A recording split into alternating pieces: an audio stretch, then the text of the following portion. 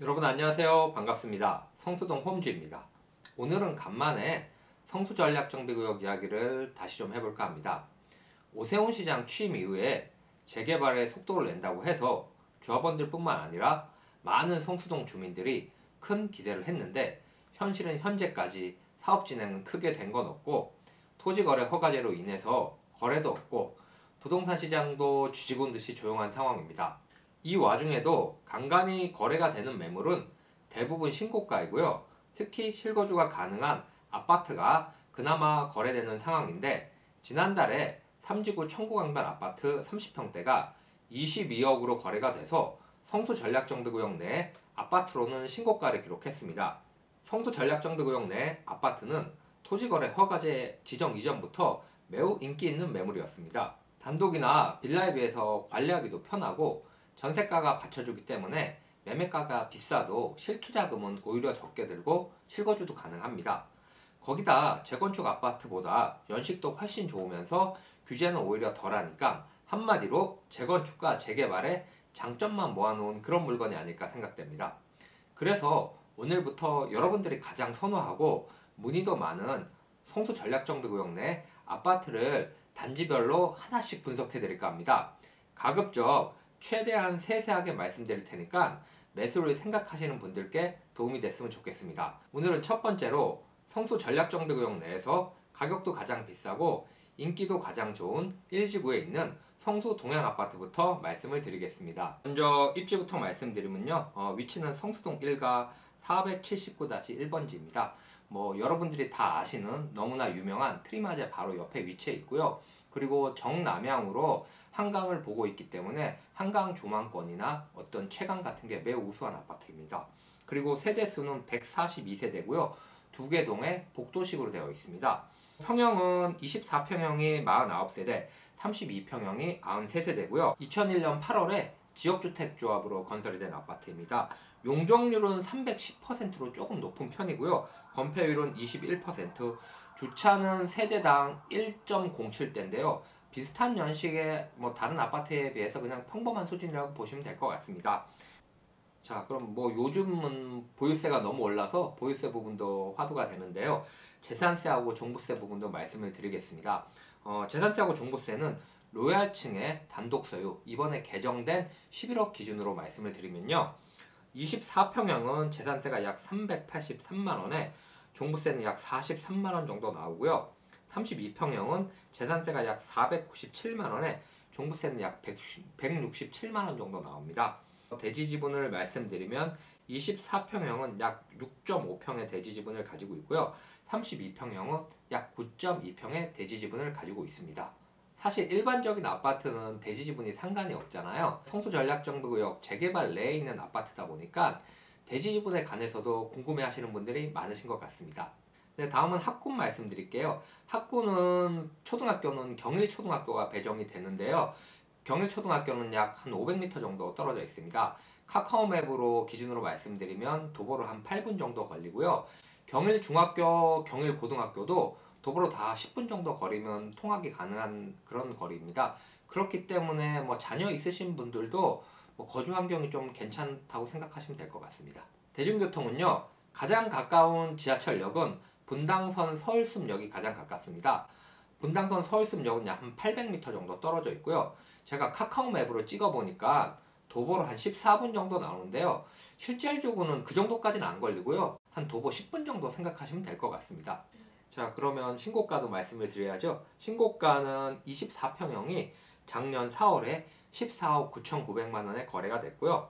32평형은 작년 9월에 19억 7천만원에 거래가 됐습니다. 말씀드린 바와 같이 최근 1년 동안은 지금 현재 매매 거래가 전혀 없는 상황입니다.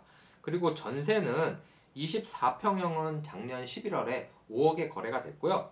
32평형은 지지난달에 9억에 거래가 됐습니다. 현재 호가하고 시세는 방금 말씀드린 것처럼 최근 1년 동안 거래가 없었습니다. 현재도 매물이나 거래는 크게 움직임은 없는 상황이고요. 그래서 가격을 좀 추정해 보면 24평형 같은 경우는 제 생각에는 한 20억 정도 이상은 돼야 거래가 될 것 같고요.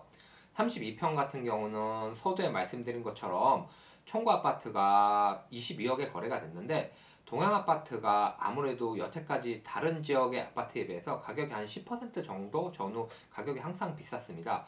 그렇기 때문에 32평형이 거래가 되려면 제 생각에는 한 24억 정도는 생각하셔야 되지 않을까 그렇게 봅니다. 다음은 주택임대사업자로 등록된 매물이 얼마나 되는지 한번 체크해 보겠습니다. 제가 이전에 트리마제 관련 영상을 찍으면서도 한번 말씀을 드렸는데요.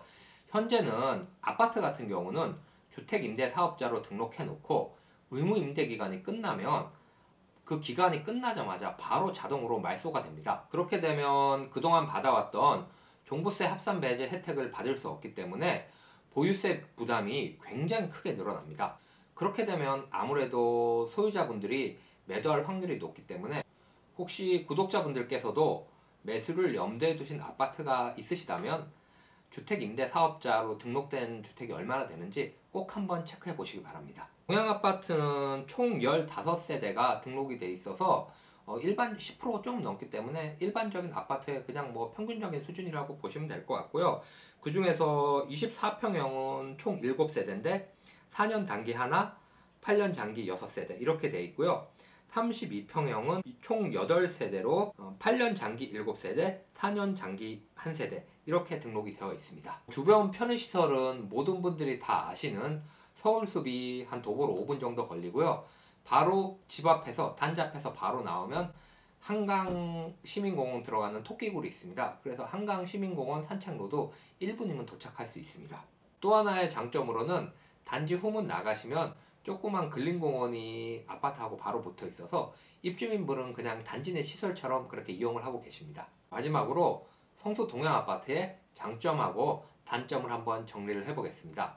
장점은 역세권, 숲세권, 한강 조망권을 모두 갖춘 아파트라는 게 가장 큰 장점이고요. 두 번째는 초, 중, 고등학교가 모두 다 도보 10분 내로 통학이 가능합니다. 그렇기 때문에 뭐 성수동이 아주 뭐 선호하는 학군지는 아니지만 그래도 자녀가 있으신 분들은 자녀 통학하기에는 굉장히 좋은 아파트라고 말씀드릴 수 있습니다. 그리고 2001년식으로 올해 21년 차인 아파트인데요. 실제로 가보신 분은 아시겠지만 연식 대비 관리 상태가 굉장히 좋습니다. 동양 아파트는 주차하기가 굉장히 편리한데요. 보통 이 정도 연식 아파트면 엘리베이터가 지하 주차장까지 안 가고요. 1층에 내려서 지하 주차장은 걸어가야 되거나 이런 경우가 많은데요. 동양 아파트 같은 경우는 지하 1층, 2층까지 전부 다 엘리베이터가 연결이 돼 있어서요.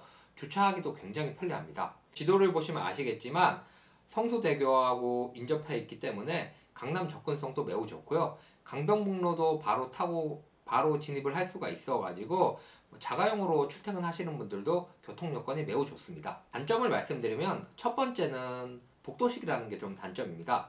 보통 이 정도 연식 아파트를 보면 20평대는 아무래도 복도식이 많고 그래도 30평대는 계단식이 좀 많은데요. 동양 아파트는 아쉽게도 30평대도 복도식으로 되어 있습니다. 하지만 백일동 같은 경우는 복도식이라고 해도 4개, 한 층에 4개 세대가 이렇게 디귿자 형태로 되어 있기 때문에 옛날 아파트처럼 복도식 쭉 되어 있는 아파트에 비해서는 프라이버시가 굉장히 양호한 편이라고 볼 수 있습니다. 두 번째는 한강변에 있는 아파트라면 어떤 숙명인데요. 강변북로에서 올라오는 소음하고 먼지가 꽤 상당합니다. 네, 오늘 준비한 내용은 여기까지고요. 다음번에는 성수 전략정비구역 내에 다른 아파트 단지를 소개해 드리겠습니다. 마지막으로 오늘 영상이 좋으셨다면 구독, 좋아요 부탁드립니다. 고맙습니다.